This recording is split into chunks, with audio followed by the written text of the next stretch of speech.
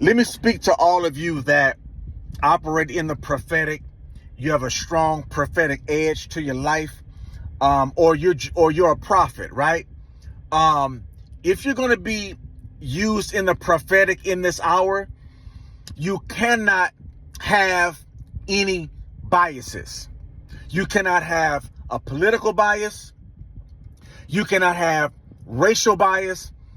You cannot have any type of bias, because if God gives you a word to speak, if you are biased in an area, by the time you speak that word is going to be watered down, and it's going to be filtered through your own bias, and it's going to be changed and altered, and it's no longer going to be the word of the Lord. And because you feel strongly about it, you'll think it's God, but it's actually your bias coming out.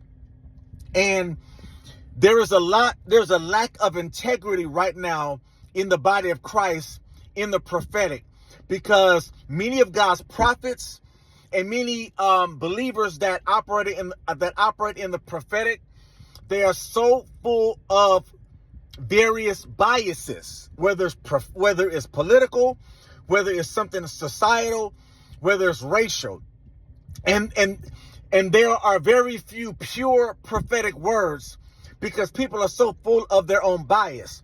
I believe God is cleansing the church. I believe God is cleansing the prophetic, emptying us of all of our biases, to where we have no allegiance to anything that's connected to this earth. The only real allegiance we have is to the King of Kings and the Lord of Lords, and the advancement of his kingdom. So if you are one of those that you have strong opinions about various things, it's time to die to your own biases and your own personal opinions, if you're going to be used in this last hour to release pure prophetic utterances. Because we're living in an hour right now where people don't want to hear about your bias.